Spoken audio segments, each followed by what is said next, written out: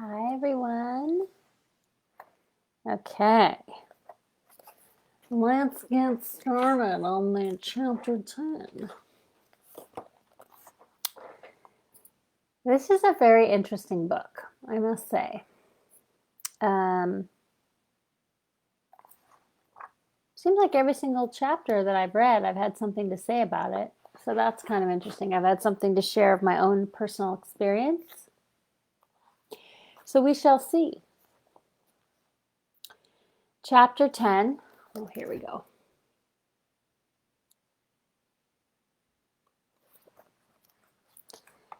Electronic implants and Dr. Delgado. In 1870, two German researchers named Hitzig and Fritsch electrically stimulated the brains of dogs, demonstrating that certain portions of the brain were the centers of motor function. The American Dr. Robert Bartholomew, within 4 years, demonstrated that the same was true of human beings. By the turn of the century in Germany, Fedor Krauss was able to do a systematic electrical mapping of the human brain, using conscious patients undergoing brain surgery.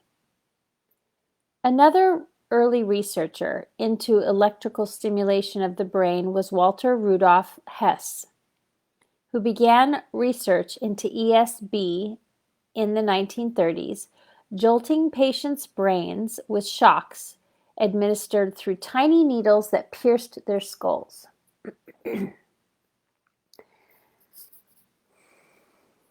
During the decades of the 1940s and 50s, Wilder Penfield, a neurosurgeon at McGill University, there it is again, McGill University, experimented with electrical brain stimulation on patients undergoing surgery.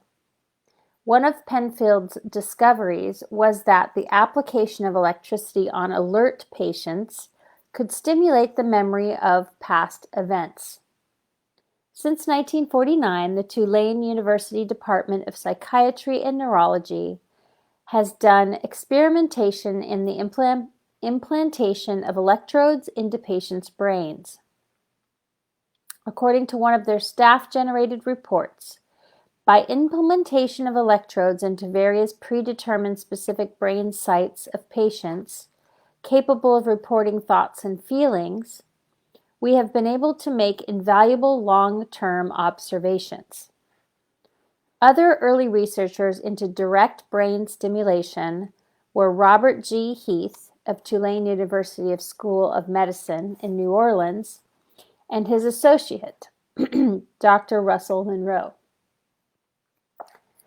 Beginning in 1950, with funding from the CIA and military, among other sources, they implanted as many as 125 electrodes into subjects' brains and also experimented by injecting a wide variety of drugs directly into the brain tissue through small tubes.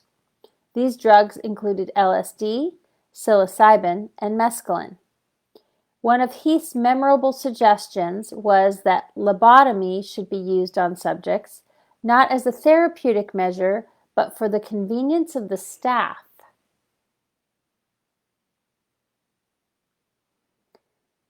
According to Heath, in the old days, we could leave the electrodes in for only a few days. We'd stay up all night making recordings.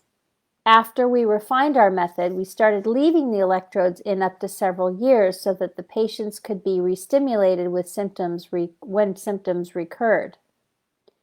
Eventually, of course, we developed a pacemaker with its own internal power source to provide the patient with continuous stimulation. What? Wow. Heath and Monroe demonstrated that by implanting electrodes into the brains of their subjects, they could switch on and off a variety of emotional and mental states, including fear, feelings of well-being, sexual sensations, as well as controlling memory and artificially inducing hallucinations. This is real, you guys. These feelings and thoughts, selectively chosen by those wielding the electric push button, could, in Pavlovian fashion, be used for reward and punishment. One experiment performed by Heath utilized subject B19, a young male homosexual. Heath set about treating the man's homosexuality by inserting electrodes into his brain, including in the septum, a cerebral pleasure center. When Heath would activate the electrodes, the man would experience something akin to a slow burn orgasm. The man was shown heterosexual pornographic films while electricity was channeled through the electrodes. In an effort to rearrange his pleasure orientations and switch his sexual interest from men to women. Eventually, the man was given his own control box, which during one 3-hour period he pushed 1,500 times for self-stimulation. A 20-year-old female prostitute was brought to Tulane University, and the man's brainwaves were studied while he engaged in sex with her. By 1976, Heath had come up with cerebellar pacemaker, designed to electrically stimulate the brain through an array of tiny electrodes inserted at the back of the head. Right there, base of the skull. This makes me so angry. Under the skull, on the cerebellum. Although early versions of the pacemaker included a battery pack that the patient would carry in his pocket or on his belt, later versions would be implanted into the patient's abdomen. Heath was far from the only person thinking about using implants for control. In 1956, Curtis Schaefer, working as an electrical engineer for Nordenkite, offered the following prescription at the National Electronics Conference in Chicago. Schaefer said, "The ultimate achievement of biocontrol may be man himself. The controlled subjects would never be permitted to think as individuals." A few months after birth, a surgeon would equip each child with a socket mounted under the scalp and electrodes reaching selected areas of brain tissue. The subject's sensory perceptions and muscular activity could be either modified or completely controlled by bioelectronic signals radiating from state-controlled transmitters. Did you hear that? I'm going to read that again. The subject's sensory perceptions and muscular activity could be either modified or completely controlled by bioelectric signals radiating from state-controlled transmitters.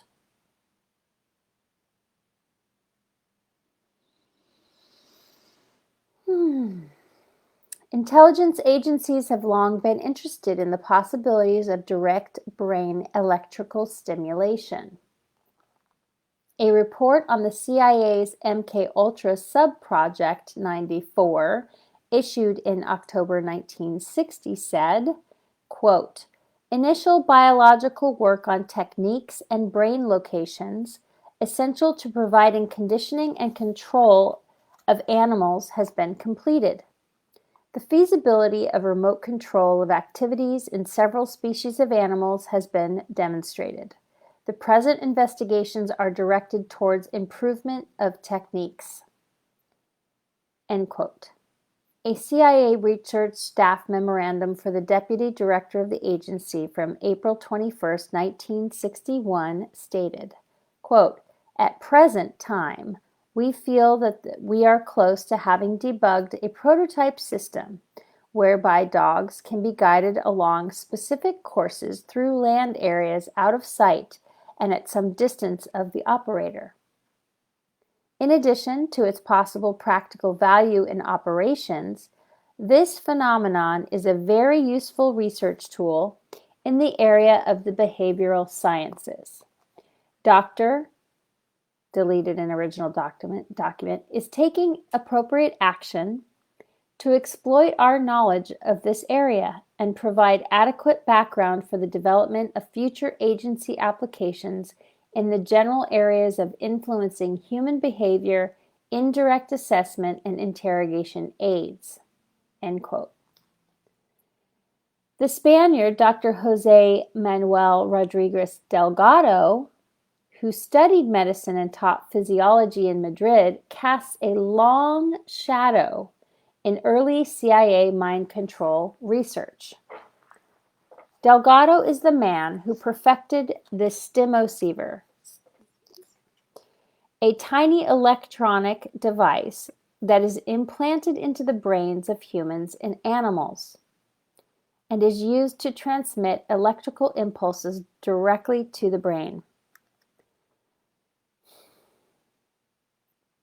Delgado came to the United States in 1950 to work at Yale University, where he was to remain for more than 20 years.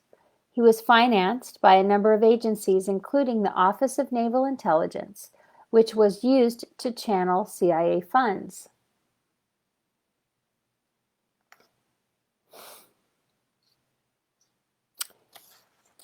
I have a reaction to that. Can you tell?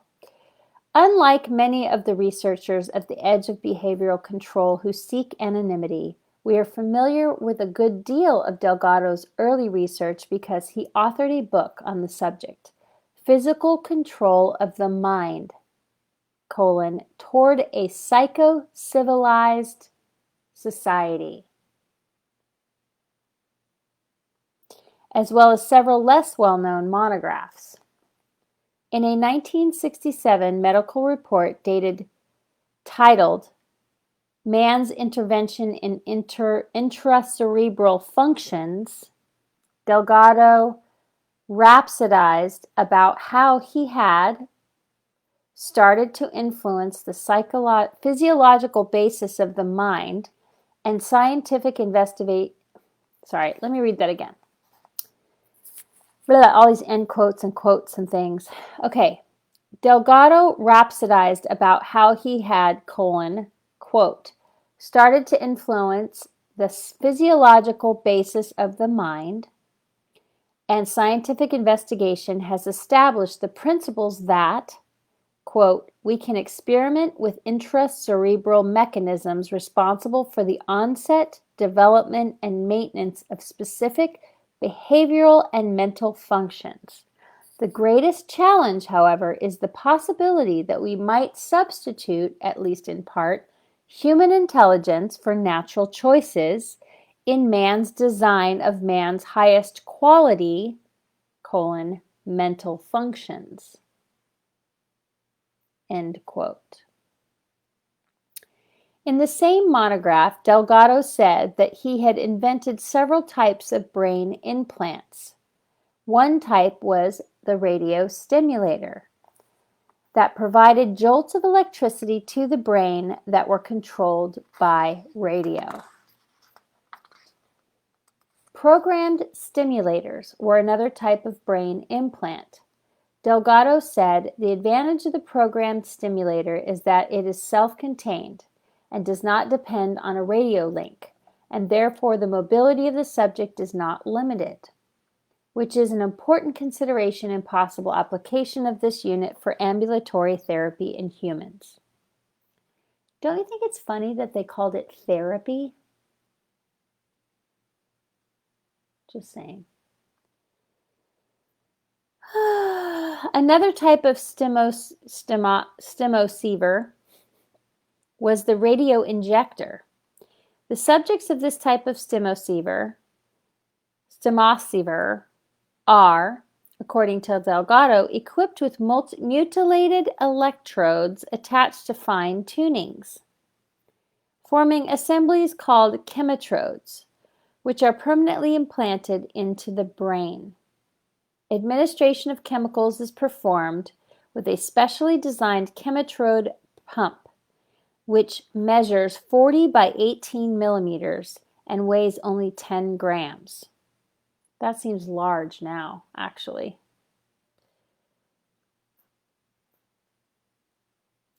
And consists of two lucite compartments separated by an elastic membrane. One side is filled with synthetic spinal fluid or any other solution to be injected, and the adjoining side is filled with a solution of hydrozoan. When a current is passed through the latter compartment, gas is released and its pressure pushes the drug to be injected through the chemotrode. In an interview, Delgado said that the brain is like an ocean through which, by relying on instrument guidance, we can navigate without visibility and reach a specific destination.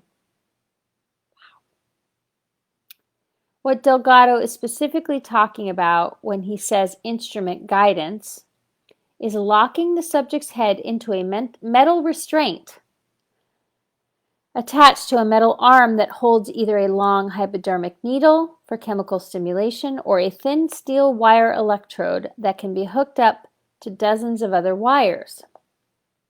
Controls allow the vertical and lateral adjustment of the head until the needle or electrode is specifically targeted to a hole that has been previously drilled in the skull. The electrode is then thrust into the brain.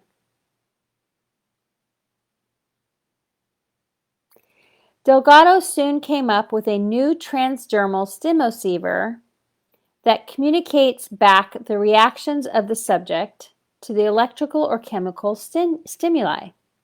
Delgado reported, quote, "The new system described here is based on the implementation under the skin of a small instrument without batteries, which is powered by transdermal reception of energy and is able to stimulate 3 different areas of the brain with remote control." Dr. Colin Ross describes another experiment performed by Delgado. Quote, he, ... describes a technical innovation in an 11-year-old boy who had brain electrodes implanted for a non-therapeutic reason. Previously, you had to have wires connecting the transmitter box directly to the electrode terminals that were sticking through the skull. In this 11-year-old boy, however, Jose Delgado had figured out how to have a remote transmitter without a direct wire connection.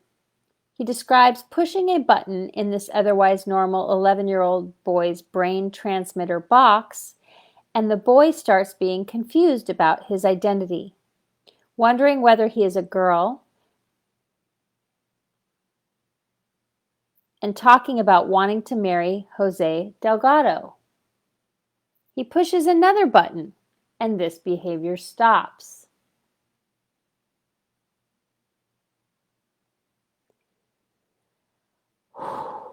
These innovations in brain implants were in fact a very primitive level of Delgado's research that would later be exceeded by light years.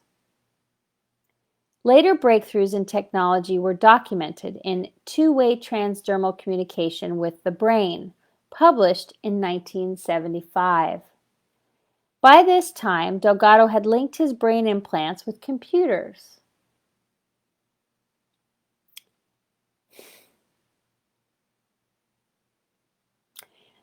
The monograph records, quote, "The most interesting aspect of the transdermal stimocievers is the ability to perform simultaneous recording and stimulation of brain functions, thereby permitting the establishment of feedbacks and on-demand programs of excitation with the aid of the computer. With the increasing sophistication and miniaturization of electronics, it may be possible to compress the necessary circuitry for a small computer into a chip that is implantable subcutaneously. In this way, a new self-contained instrument could be devised, capable of receiving, analyzing, and sending back information to the brain, establishing artificial links between unrelated cerebral areas, functional feedbacks, and programs of stimulation contingent on the appearance of predetermined patterns. The monograph further stated that two-way transdermal exploration of the brain has the following possibilities. 1. Long-term depth EEG recording to monitor physiological, pharmacological, and psychological phenomena in unrestrained subjects.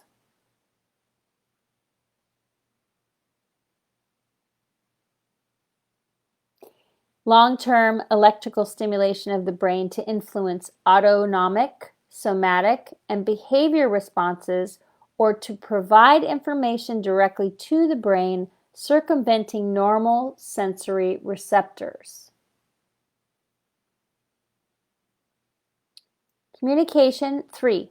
Communication from the brain to computer and back to the brain for the establishment of artificial intracerebral links and feedback circuits.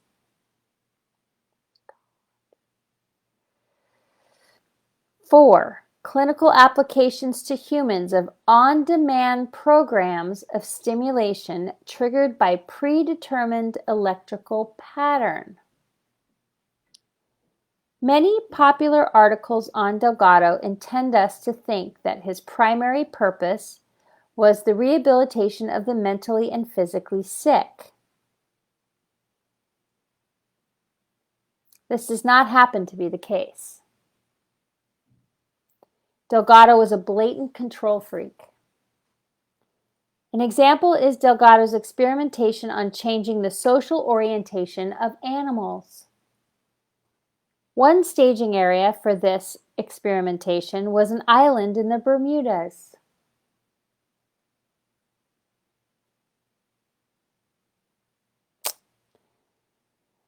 Where Delgado maintained a free-roving population of gibbons with electronic implants, using electrical brain boosts to build and destroy social orders among those primates, as if he was knocking down a row of dominoes.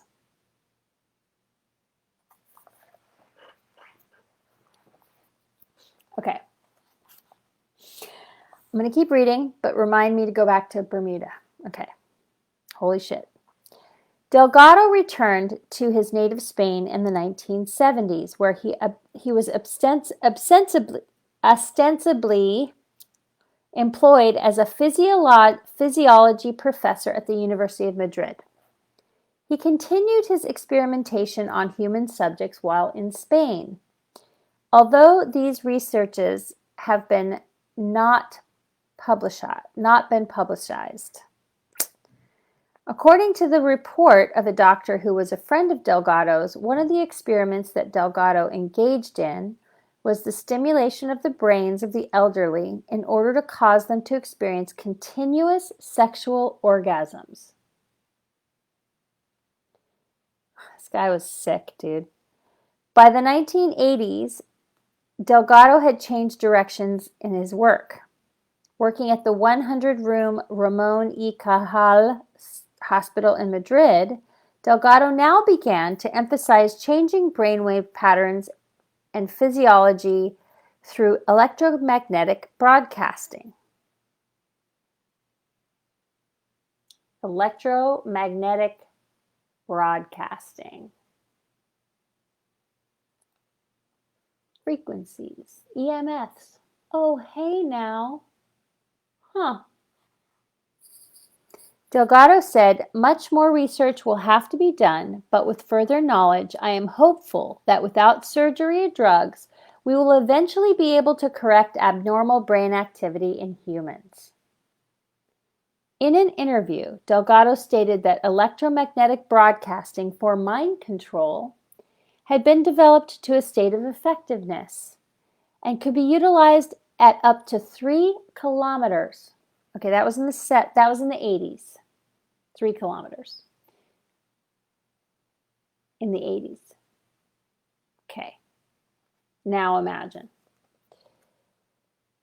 Interestingly enough, part of the thrust of Delgado's research was genetics, since he had determined that low-intensity electromagnetic fields, electromagnetic lower frequencies, ELFs,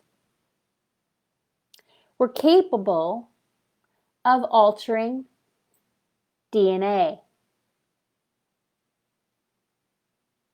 Do I need to repeat that? Interestingly enough, part of the thrust of Delgado's research was genetics, since he had determined that low-intensity electromagnetic fields were capable of altering DNA. Delgado said, "Our understanding of genetics is very clumsy at present, but if we can produce lethal mutations with EMF fields, perhaps we will someday be able to use the technique to produce behavior changes." Whew! Summing up his philosophy, Delgado remarked, "This new knowledge is so important that I think it should radically change the philosophy of our educational system, which believes in the sanctity of individuals, thinking that an individual exists at birth. This belief is not true. And this science is going to prove that the fallacy of democracy, in the sense that we talk about the rights of the individual, this democratic belief is not true. Because we are forming this individual, because we are constructing his brain, we are willy-nilly making the differences we either desire or dislike."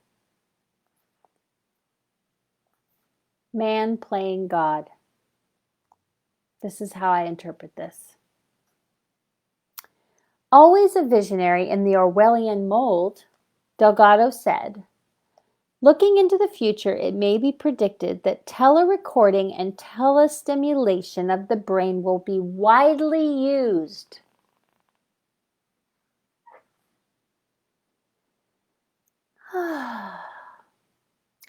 Another researcher who specialized in brain implants is Dr. Stuart Mackey, who in 1968 penned a textbook titled Biomedical Telemetry.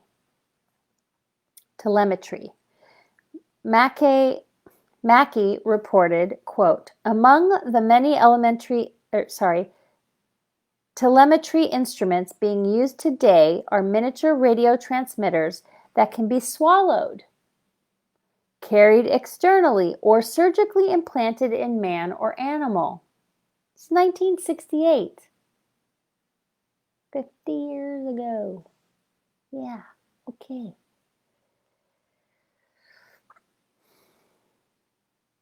They permit the simultaneous study of behavior and physiological functioning. The scope of observations is too broad to more than hint at a few examples. The possibilities are limited only by the imagination of the investigator. In the early 1970s, in the Law Review Crime and Justice, an article by Barton L. Ingraham and Gerald W. Smith was published titled "The Use of Electronics in the Observation and Control of Human Behavior and Its Possible Use in Rehabilitation and Control." The article stated, "In the very near future, a computer technology will make possible alternatives to imprisonment. The development of systems for telemetering information from sensors implanted in or on the body will soon make possible the observation and control of human behavior without actual physical contact."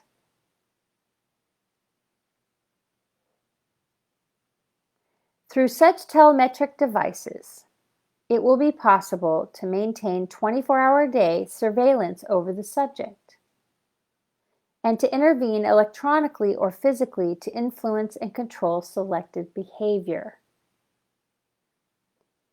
It will thus be possible to exercise control over human behavior and from a distance without physical contact.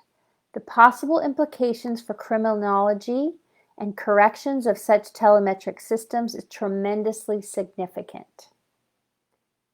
During the Vietnam War, one of those interventions to influence behavior was done by a team of CIA psychologists at Ben Hoa Prison outside of Saigon, where they were working as part of the infamous Phoenix program. Suspected members of the National Liberation Front were brought into the prison, and experiments were done on them. One such experiment involved anesthetizing 3 prisoners and then implanting electrodes in their brains. After the prisoners were brought back to consciousness, they were placed in a room where knives had been left in the open. They were covertly observed by the psychiatrist as the electrodes were turned on, sending jolts of electricity directly to their brains.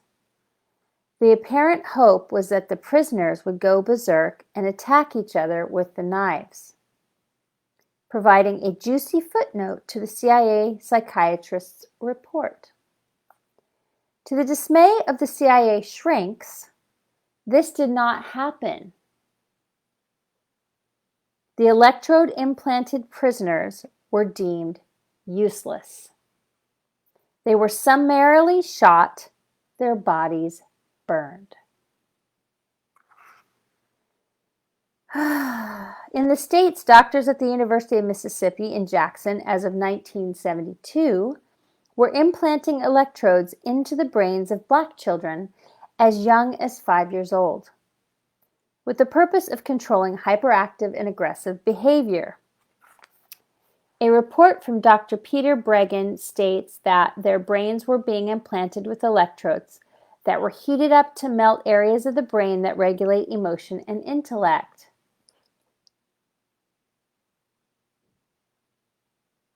Although it has been a closely guarded secret, the technology of electronic brain control implants has continued to be advanced throughout this century and continues to be applied by mind control practitioners today. Remember, this was written in the year 1998-99. One area where the technology continues to be developed is the University of Michigan Center for Neural Communication Technology.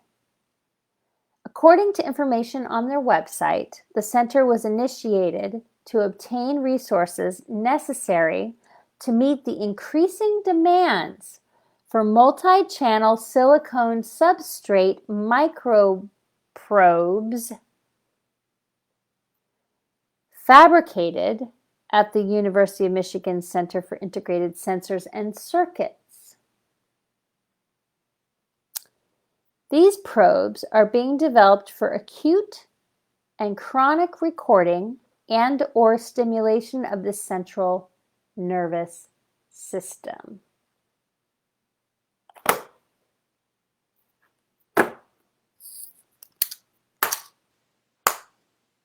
Okay.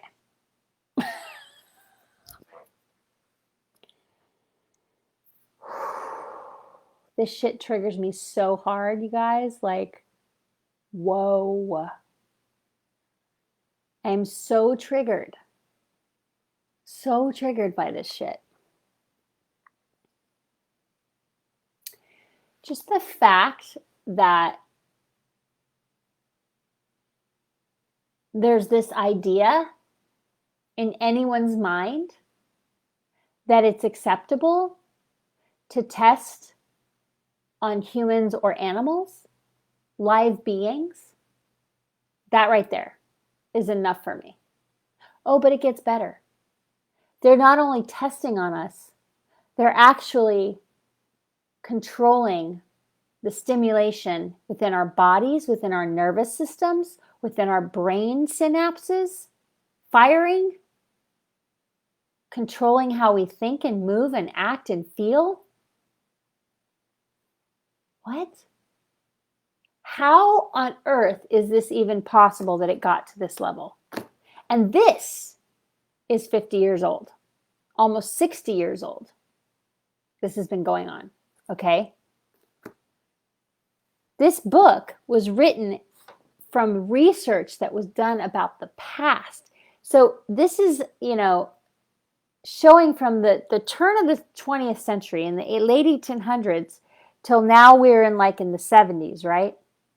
And I've been reading about this and talking about my experience personally with what happened to me in relation to this book and in relation to mind control and population control and how I personally have been affected by it.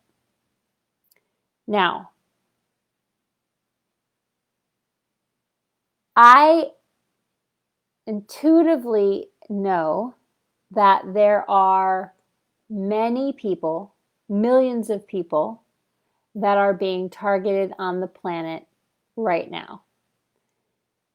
I also believe it is my experience of what I'm observing now, because I've been studying this for so long and have, learned how to dismantle mind control programs and have protocols to get people out of it and, that type of stuff. And so when I observe the populace and what's going on right now, it is so clear to me that remote controls are being used in this regard to stimulate the consciousness. I've also observed that there is things being pumped into the collective, thought patterns, images, and I believe it's being done through smart meters and targeted individuals who are having a direct influence in their brains.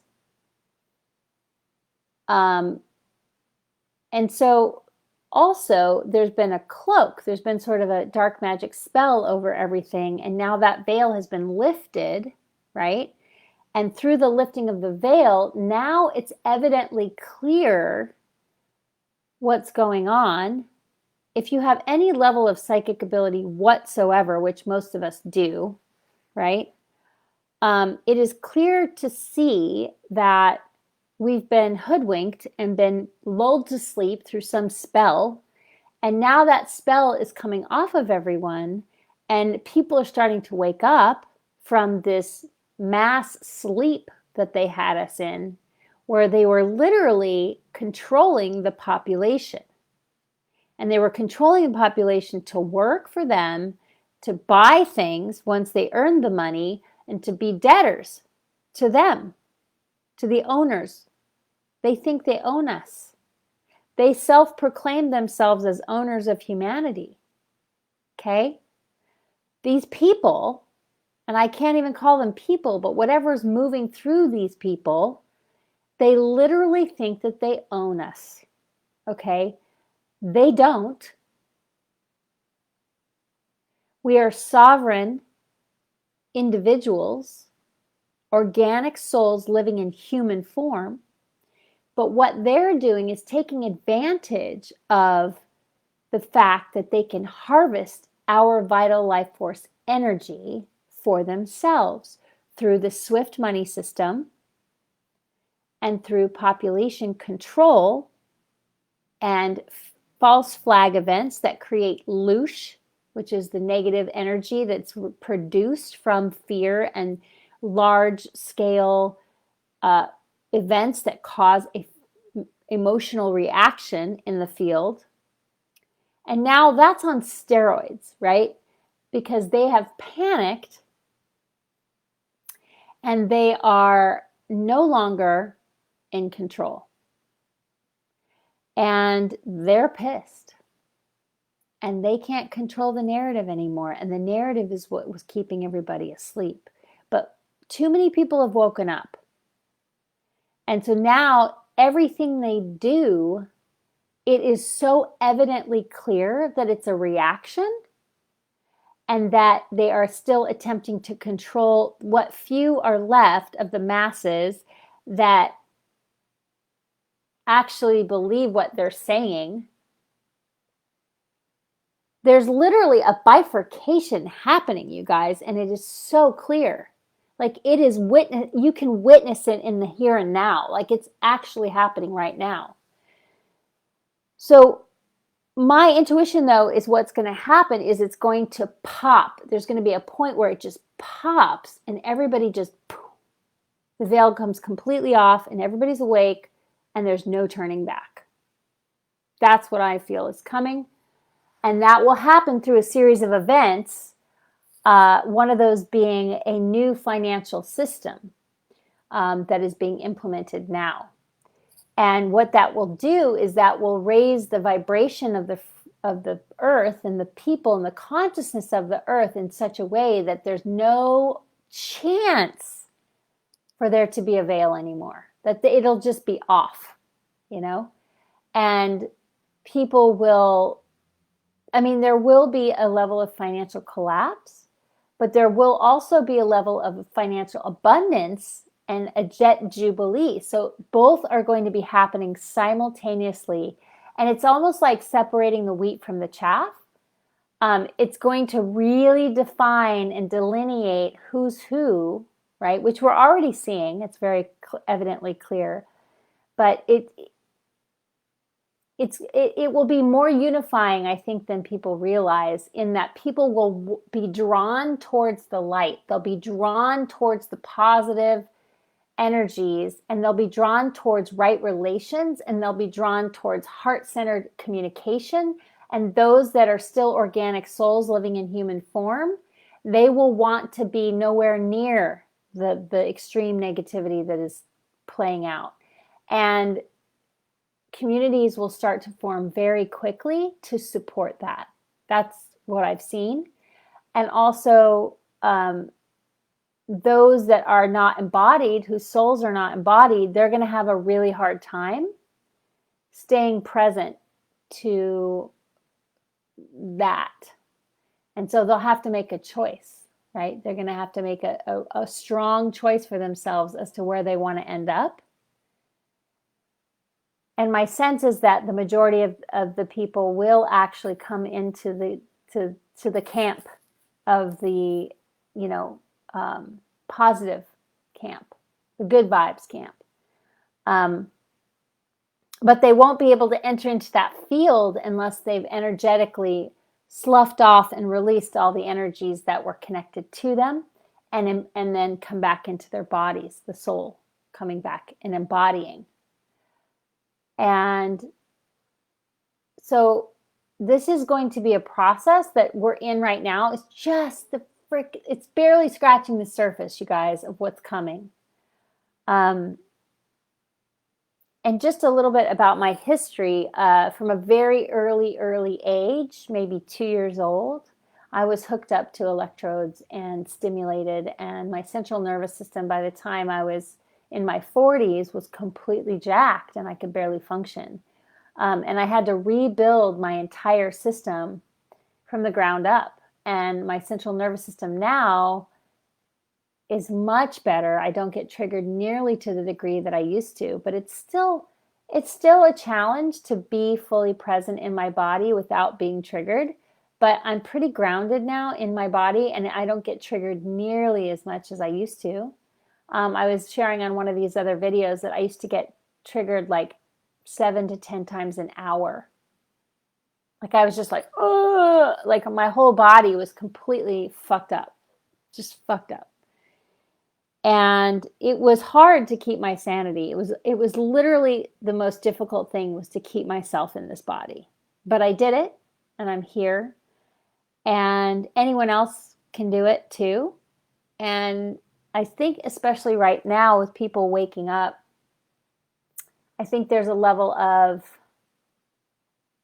desire for people to want to step into their spiritual nature and to really hold that frequency, but it's hard because they don't have the tools available to them, or they're trying to figure it out.